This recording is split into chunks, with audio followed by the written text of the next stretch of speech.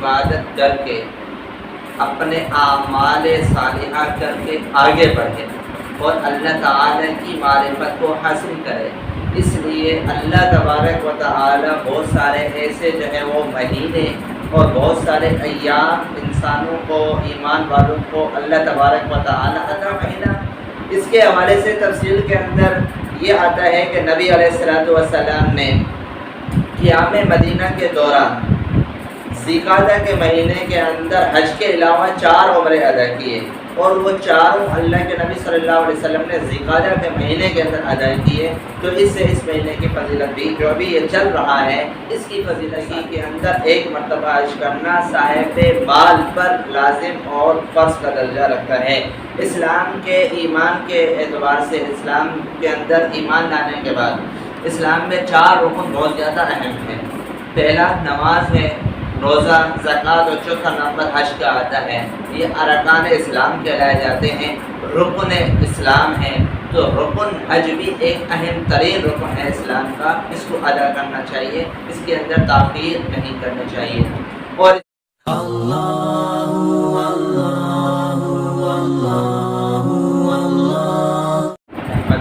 صلی علی رسول کریم، اما بعد فاعوذ باللہ من الشیطان الرجیم، بسم اللہ الرحمن الرحیم، وَلِلَّهِ عَلَى النَّاسِ حِجُّ الْبَيْتِ مَنِ اسْتَطَاعَ إِلَيْهِ سَبِيلًا صدق اللہ العظیم۔ میرے محترم دوستو، بھائیو، بزرگوں، اللہ تبارک و تعالی نے انسان کو عبادت کرنے کے لیے چند مواقع عطا کیے ہیں، اور اللہ تبارک و تعالی کا یہ دستور اور قانون اور ضابطہ ہے کہ انسان اللہ تبارک و تعالی کی عبادت کر کے اپنے اعمال صالحہ کر کے آگے بڑھے اور اللہ تعالی کی معرفت کو حاصل کرے۔ اس لیے اللہ تبارک و تعالی بہت سارے ایسے جو ہے وہ مہینے اور بہت سارے ایام انسانوں کو، ایمان والوں کو اللہ تبارک و تعالی عطا کرتا ہے، تاکہ انسان اللہ کے نزدیک ہو جائے اور اللہ کا قرب حاصل کر لے۔ چنانچہ رمضان المبارک کا مہینہ اللہ تعالیٰ نے عطا کیا۔ یہ مہینہ بڑا فضیلت والا مہینہ تھا۔ اس مہینے کی خاص عبادت روزہ اور تراویح تھی۔ پھر اس کے بعد اللہ تبارک و تعالیٰ نے رمضان المبارک کے مہینے کے بعد شوال المکرم کا مہینہ عطا کیا، اور اب ذوالقعدہ کا مہینہ، ذوالقعدہ کا مہینہ چل رہا ہے۔ تو بات در حقیقت اس حوالے سے کرنی ہے کہ جتنے بھی یہ مہینے ہیں، یہ اللہ تعالیٰ کے قرب کو حاصل کرنے کے لیے ہیں، اللہ کی عبادت کرنے کے لیے ہیں۔ انسان اعمال صالحہ کر کے اپنے جو ہے وہ یعنی کہ اچھے اعمال کی طرف راغب اور مائل ہو جائیں، اس کے لیے اللہ تعالیٰ یہ مہینے عطا فرماتے ہیں۔ تو پہلے رمضان کا مہینہ تھا، اس کے بعد شوال کا مہینہ۔ تو رمضان کی فضیلت تو سب کو معلوم ہے۔ شوال المکرم کا مہینہ چونکہ یہ حج کا مہینہ ہے، اور ذوالقعدہ کا مہینہ یہ بھی حج کا مہینہ ہے، ذوالحج کا مہینہ یہ بھی حج کا مہینہ ہے۔ تو جیسا کہ الحج اشہر معلومات، اس آیت مبارکہ کے اندر اللہ تبارک و تعالی نے یہ ارشاد فرمایا کہ چند مہینے حج کے مہینے ہیں۔ حج جو ہے وہ چند مہینوں کے اندر ہوتا ہے اور چند معلوم مہینوں کے اندر ہوتا ہے۔ تو ان میں جو مقدار مہینہ ہے وہ شوال، ذوالقعدہ اور ذوالحجہ کے ابتدائی عشرے کے دن ہیں۔ تو گویا کہ ان جو ہے وہ 2 مہینے 10 دن کے اندر اللہ تبارک و تعالی نے ایام حج کو رکھا ہے، اور اسی طرح ذوالحج کے مہینے کے اندر جو ہے وہ قربانی کو اللہ تعالیٰ نے رکھا ہے۔ تو یہ سب کی سب فضیلتیں اس کے اندر شامل ہو رہی ہیں۔ تو گویا حج کے 3 مہینے ہیں، اور ان میں پہلا مہینہ شوال کا مہینہ ہے، دوسرا مہینہ ذوالقعدہ کا مہینہ ہے، تیسرا مہینہ ذوالحج کا مہینہ ہے۔ تو ان 3 مہینوں کو گویا حج کا مہینہ ہونے کی وجہ سے فضیلت حاصل ہوئی۔ اور اس کے بعد دوسری بات یہ کہ شوال المکرم کے 6 روزوں کی فضیلت تو آپ نے سنی ہوگی کہ اگر کوئی بندہ شوال کے مہینے کے عید کے بعد 6 روزے رکھ لیتا ہے، تو گویا اس کو رمضان مبارک کے روزے رکھنے کے بعد جو کوئی 6 روزے شوال کے رکھتا ہے تو گویا پورا سال روزے رکھنے کا ثواب اس کو مل جاتا ہے۔ تو گویا یہ شوال کا مہینہ بھی عبادت کا مہینہ اور فضیلت والا مہینہ، ایک تو ان روزوں کی فضیلت اور دوسری بات جو ہے وہ حج کا مہینہ ہونے کی فضیلت اس کو حاصل ہے۔ اس کے بعد ذی القعدہ کا مہینہ، اس کے حوالے سے تفصیل کے اندر یہ آتا ہے کہ نبی علیہ الصلوۃ والسلام نے قیام مدینہ کے دوران ذی القعدہ کے مہینے کے اندر حج کے علاوہ 4 عمرے ادا کیے، اور وہ چاروں اللہ کے نبی صلی اللہ علیہ وسلم نے ذی القعدہ کے مہینے کے اندر ادا کیے۔ تو اس سے اس مہینے کی فضیلت بھی جو ابھی یہ چل رہا ہے اس کی فضیلت ثابت ہوئی۔ اور اس کے ساتھ ساتھ دوسری بات یہ کہ حضرت عائشہ صدیقہ رضی اللہ تعالی عنہا کا نکاح رسول اللہ صلی اللہ علیہ وسلم سے ذی القعدہ کے مہینے کے اندر ہوا، اور اسی طرح جو ہے وہ رخصتی بھی حضرت عائشہ کی حضرت محمد صلی اللہ علیہ وسلم سے جو ہے وہ اسی مہینے ذی القعدہ کے مہینے کے اندر ہوئی۔ رسول اللہ صلی اللہ علیہ وسلم کی طرف جب رخصتی ہوئی تو وہ مہینہ بھی ذی القعدہ کا تھا اور نکاح بھی اسی مہینے کے اندر ہوا۔ تو اس لحاظ سے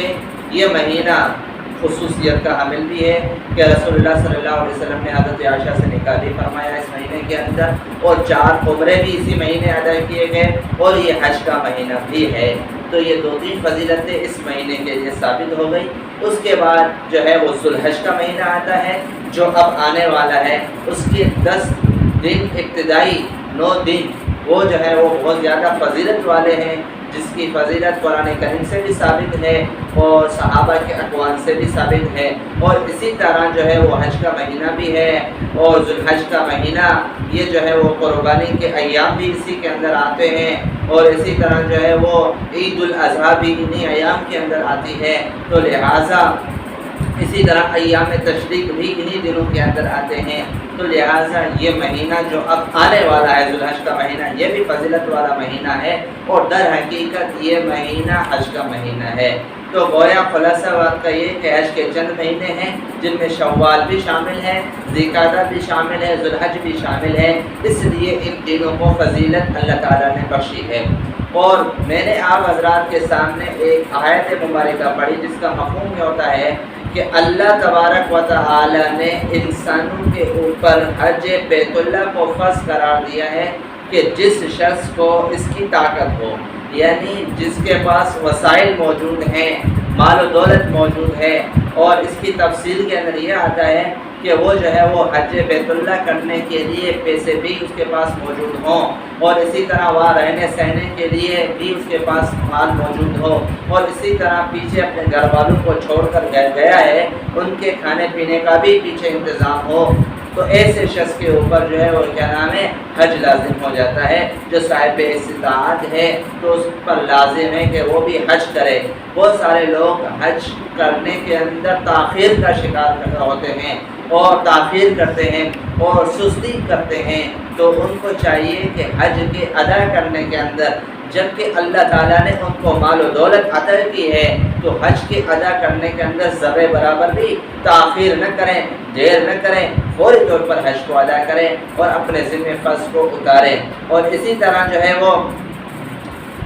بہت سارے لوگ اس کے اندر جو ہے وہ جان بوجھ کر تاخیر کرتے ہیں اور کہتے ہیں کہ ہم جب بوڑھے ہوں گے تب حج کریں گے، تو کیا پتہ بوڑھے ہونے تک ہم زندہ بھی رہیں یا نہیں۔ عمر کی کوئی جو ہے وہ یہاں پر گارنٹی اور سرٹیفکیٹ موجود نہیں ہے ہمارے پاس، تو لہٰذا جس کے پاس بھی مال و دولت موجود ہے، جس پر حج فرض ہے، تو ان کے لیے لازم ہے کہ وہ بغیر کسی تاخیر کے فوری طور پر حج ادا کرنے کی کوشش کریں۔ اور اللہ تعالیٰ کا یہ جو فرض ہے ہم لوگوں کے اوپر، انسانوں کے اوپر، جن کے پاس یعنی جو صاحب استطاعت ہیں، جن کے پاس مال ہے، جن کے پاس اس کی طاقت اور قوت ہے، تو وہ جلد از جلد جو ہے وہ حج کو ادا کر لیں، تاکہ اللہ تبارک و تعالی جو ہے وہ ہمیں اس چیز کا مکمل ثواب بھی عطا فرما دے اور ہمارے اوپر جو لازم چیز ہے وہ بھی ہماری ادا ہو جائے۔ تو زندگی کے اندر ایک مرتبہ حج کرنا صاحب مال پر لازم اور فرض کا درجہ رکھتا ہے۔ اسلام کے ایمان کے اعتبار سے اسلام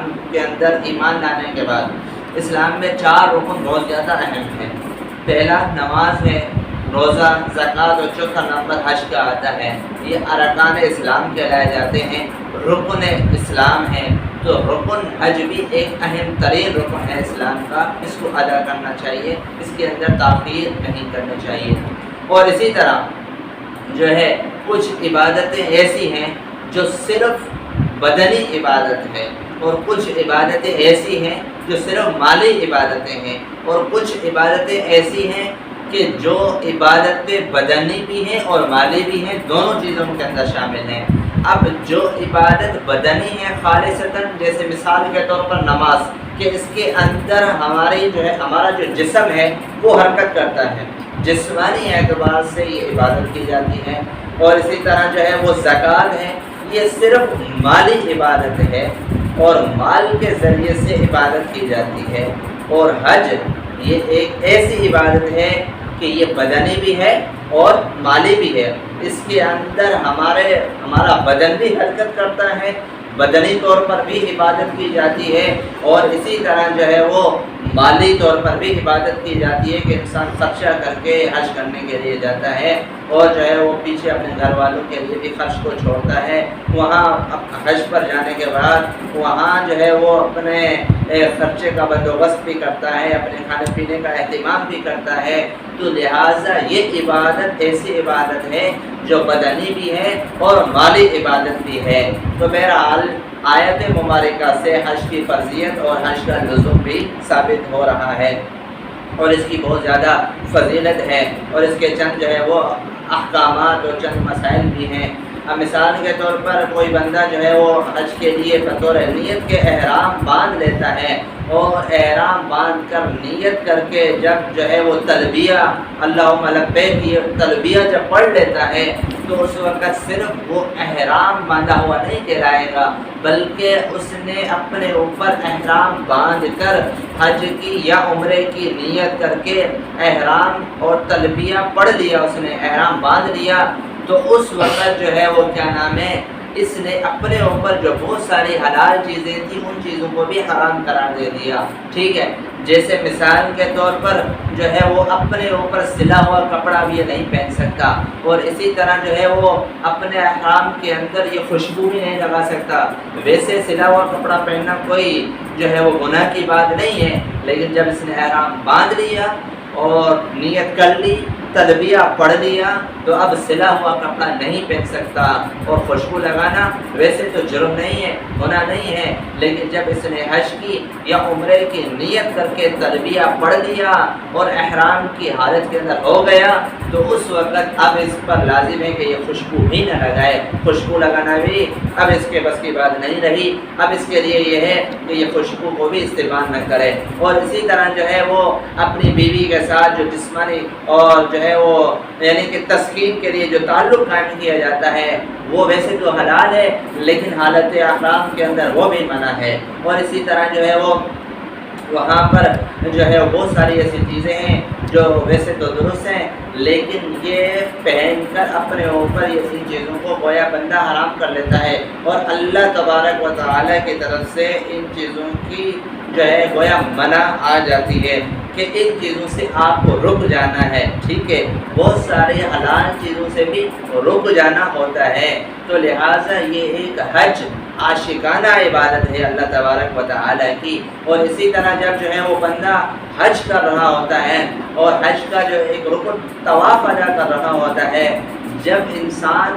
اللہ کے گھر کا حج بیت اللہ کا طواف کرتا ہے، تو اس وقت جو ہے وہ طواف کے دوران ایک یہ عاشقانہ عبادت ہے، اور ایک ایک قدم پر اس کو نیکیاں ملتی ہیں، ایک ایک قدم پر اس کے گناہ معاف ہوتے ہیں، ایک ایک قدم پر اس کے درجات بلند ہوتے ہیں۔ تو اس سے جو ہے وہ اس کو جسمانی روحانی اعتبار سے ایک تسکین اور ایک راحت اور سکون اور چین مل رہا ہوتا ہے، جس کی وجہ سے اس کو اور زیادہ شوق پڑ جاتا ہے کہ میں اسی جگہ پر ٹھہرا رہوں اور اللہ کے گھر کے طواف کے اندر مشغول رہوں۔ تو گویا یہ طواف کرنا ایک عاشقانہ عبادت ہے، اللہ تعالی ہم سب کو یہ عاشقانہ عبادت بھی نصیب فرما دے۔ اور اسی طرح جو ہے وہ حجر اسود کو چومنا اور جو ہے وہ وہاں پر اس سے یعنی کہ ملنا اور اسی طرح جو ہے وہ اس کو چومنا، اس سے لپٹ جانا، یہ بھی ایک عاشقانہ عبادت ہے۔ اب حجر اسود کا ادب کرنا اور اسی طرح جو ہے وہ وہاں پر جا کر اس کو چومنا، یہ در حقیقت اللہ کے حکم کی وجہ سے ہے۔ بیت اللہ کا طواف کرنا یہ نبی علیہ السلام کے حکم، حضرت ابراہیم کے سنت اور اللہ تبارک و تعالی کے حکم کی وجہ سے ہے۔ ویسے ان چیزوں کے اندر کوئی خاص فضیلت حاصل نہیں ہو سکتی تھی، لیکن اللہ تعالیٰ نے یہ حکم دے دیا، اس لیے ان کے اندر یہ فضیلت آ گئی۔ ویسے بذات خود ان چیزوں کے اندر فضیلت نہیں، لیکن اللہ کے حکم کے آ جانے کی وجہ سے ان کے اندر فضیلت ہوئی۔ اسی وجہ سے حضرت عمر فاروق رضی اللہ تعالیٰ عنہ ایک مرتبہ جب جو ہے وہ حجر اسود کو چوم رہے تھے تو اس وقت خطاب کرتے ہوئے حجر اسود کو کہا کہ یہ جو میں آپ کو چوم رہا ہوں، یہ مجھے پتہ ہے کہ یہ ایک پتھر ہے، یہ نہ نفع کا مالک ہے نہ نقصان کا مالک ہے، نہ اس سے نفع پہنچ سکتا ہے نہ ہی جو ہے نقصان پہنچ سکتا ہے، لیکن میرے آقا کی سنت ہے، میرے نبی کو میں نے دیکھا تھا کہ نبی علیہ السلام نے اس کو چوما تھا، تو لہٰذا یہ ایک سنت بن گئی ہے، اس لیے ہمارے اوپر بھی اس طرح کرنا جو ہے وہ ہمیں بھی کرنا چاہیے اور ہم بھی کر رہے ہیں۔ تو لہٰذا اس کی جو فضیلت ہمیں حاصل ہوئی اور اس کی فضیلت کا جو علم ہوا وہ نبی علیہ السلام کے عمل کی وجہ سے ہوا، اور نبی کے عمل کی وجہ سے اس پتھر کے اندر خصوصیت آ گئی، ورنہ کوئی خصوصیت اس کے اندر نہیں آ سکتی تھی۔ یہ اللہ کا حکم اور نبی علیہ السلام کا عمل اس کے اندر ہے، اس لیے اس کے اندر خصوصیت اور فضیلت ہے۔ اور یہ حج جو کیا جاتا ہے اور انسان جب تلبیہ پڑھتا ہے تو اس کے اندر ایک سوچ ہونی چاہیے۔ وہ سوچ یہ کہ 5,500 ہزار سال پہلے حضرت ابراہیم علیہ السلام کو اللہ تعالیٰ نے یہ حکم دیا تھا کہ آپ پہاڑی پر کھڑے ہو جائیں اور وہاں پر آواز دے کر یہ کہہ دیں کہ آؤ اس گھر کا جو ہے وہ طواف کرو اور آؤ اس گھر کی عبادت کرو، آؤ اس گھر کو جو ہے وہ آباد کرو، اے انسانوں، اے اللہ کے بندو، اے ایمان والے لوگوں۔ تو اس وقت اللہ تبارک و تعالیٰ نے حضرت ابراہیم کی آواز کو ہر علاقے کے اندر پہنچا دیا تھا۔ تو آج بھی اگر کوئی بندہ حج کرنے کے لیے جاتا ہے تو گویا وہ حضرت ابراہیم نے جو اللہ کا حکم بتایا تھا کہ آؤ اس گھر کو آباد کرو، تو بندہ کہتا ہے لبیک اللہم لبیک، یا اللہ بندہ حاضر ہے، بندہ حاضر ہے، بندہ اس گھر کے طواف کے لیے، اس کو آباد کرنے کے لیے تیار ہے، اور اس کی جو ہے وہ گویا آبادی کے لیے بندہ حاضر ہے اور آ رہا ہے اس کی خدمت کے اندر۔ تو لہٰذا یہ وہی طریقہ اور سلسلہ حضرت ابراہیم علیہ السلام سے جڑا ہوا ہے، اور اسی سے یہ جو ہے وہ تعلق چلا ہوا آیا ہے، اور حضور علیہ السلام نے اس کی مزید اہمیت کو بیان کیا، اور ایمان والوں کے اوپر صاحب استطاعت بندوں کے اوپر حج کو لازم قرار دیا، اور ایسے ہی جو ہے وہ عمرے کو نفل قرار دیا، اور اس کی فضیلت کو بتایا گیا۔ تو لہٰذا اس کی جو فضیلت ملی ہے یہ اللہ تعالیٰ کے حکم کی وجہ سے، نبی علیہ السلام کے عمل کی وجہ سے ملی ہے، اور یہ ایک عبادت ایسی عبادت ہے جو عاشقانہ عبادت ہے۔ کبھی تو جو ہے وہ مسجد حرام کے اندر بندہ نماز ادا کر رہا ہوتا ہے، 1,00,000 نمازوں کا ثواب کما رہا ہوتا ہے، لیکن اللہ کی طرف سے حکم آتا ہے کہ اب مسجد حرام کو آپ چھوڑ دیں اور مینا کی طرف چلے جائیں، پھر وہاں جو ہے وہ آپ نمازیں ادا کریں۔ پھر کبھی یہ حکم ہوتا ہے کہ آپ مزدلفہ کی طرف چلے جائیں، عرفات کی طرف چلے جائیں اور کنکریاں ماریں اور صفا اور مروہ کے درمیان جوڑیں، اور ایسے ہی جو ہے وہ حالت احرام کے اندر ہر ایک بندہ ہوتا ہے، 2 چادریں، 2 جو ہے وہ یعنی کہ کپڑے اس کو لپٹے ہوئے ہوتے ہیں۔ یہ ایک احرام کی حالت گویا انسان کو کفن یاد دلا رہی ہے کہ کفن کے اندر بھی یہی کپڑے ہوتے ہیں، اور اسی طرح جو ہے وہ سفید لباس ہوتا ہے۔ تو لہٰذا یہ ایک عبادت عاشقانہ عبادت ہے کہ اللہ کے عشق کی وجہ سے بڑے بڑے چودھری اور رئیس اور سردار وہ سب ایک ہی لباس پہنے ہوئے ہوتے ہیں، سب اللہ کے ہاں ایک ہی ہوتے ہیں۔ اور اسی طرح جس کو کبھی دوڑنا بھی نہیں آتا، جس نے کبھی دوڑ کر دیکھا بھی نہیں، وہ بھی صفا اور مروہ کے درمیان جو ہے وہ کبھی ادھر جا رہا ہے کبھی ادھر آ رہا ہے۔ یہ اللہ کے عشق کی وجہ سے ہو رہا ہے، اللہ سے محبت اور اللہ سے تعلق کی وجہ سے ہو رہا ہے، نبی علیہ السلام کی سنت کی وجہ سے ہو رہا ہے۔ حضرت حاجرہ علیہ السلام صفا اور مروہ پہاڑی کے درمیان دوڑی تھی، ان کی سنت اور ان کے اس طریقے کو اللہ تعالیٰ نے قیامت تک جاری کر دیا۔ تو گویا یہ سلسلہ صلہ یہ ایک جو ہے وہ اہم ترین عبادت، ایک محبت والی عبادت اور ایک عشق اور محبت والی عبادت ہے۔ تو لہٰذا اس عبادت سے جو ہے وہ انسان کے دل کے اندر یہ تمنا ہونی چاہیے کہ ہم بھی اس عبادت کو کریں، جس عبادت کا تعلق بدن سے بھی ہے اور جس عبادت کا تعلق جو ہے وہ مال سے بھی ہے اور جو ہے وہ جس عبادت کا تعلق گویا عشق خدا سے بھی ہے۔ تو لہٰذا ان چیزوں کو سمجھ لینا چاہیے، اور جن لوگوں کے پاس جو ہے وہ استطاعت اور طاقت ہے ان کو چاہیے کہ وہ فوری طور پر اس عبادت کو ادا کریں، تاکہ ان کے ذمہ یہ فرض جو ہے وہ جو ہے ان کا ادا ہو جائے۔ اور اسی طرح جو ہے وہ بہت سارے لوگ اس کے اندر جب تاخیر کر رہے ہوتے ہیں تو جس طرح تاخیر ہوتی رہے گی اس کے اندر دیر ہوتی رہے گی، اور کیا پتہ کہ ہماری زندگی کتنی ہے۔ تو بہرحال یہ چند باتیں میں نے آپ حضرات کے سامنے جو ہے وہ حج کے متعلق بیان کی، اور حج کے مہینوں کے متعلق بیان کی کہ حج کے یہ مہینے ہیں، اور اسی طرح جو ہے وہ ان مہینوں کو جو خصوصیت حاصل ہے وہ ایک تو حج کے مہینے ہونے کی وجہ سے حاصل ہے، اور اب جو مہینہ آ رہا ہے ذوالحج کا مہینہ، اس مہینے کے اندر جو ہے وہ اس کو جو فضیلت حاصل ہے وہ ایک تو جو ہے وہ بقرہ عید الاضحیٰ کی وجہ سے بھی حاصل ہے، ایام تشریق بھی اس کے اندر ہیں، اور اسی طرح جو ہے وہ قربانی والی فضیلت بھی اس کے اندر پائی جاتی ہے، اور حج کا اہم ترین فریضہ بھی اسی مہینے کے اندر ادا کیا جاتا ہے قربانی کی فضیلت کے حوالے سے، اور اسی طرح قربانی کے مسائل کے حوالے سے جو ہے وہ آئندہ دروس کے اندر انشاءاللہ تفصیل بیان کر دی جائے گی۔ بہرحال ابھی جو کچھ کہا گیا اللہ تبارک و تعالیٰ سے دعا ہے اللہ تعالیٰ ہمیں ان باتوں پر عمل کرنے کی توفیق عطا فرمائے۔ حسبی اللہ و نعم الوکیل، نعم المولا و نعم النصیر، حسبی اللہ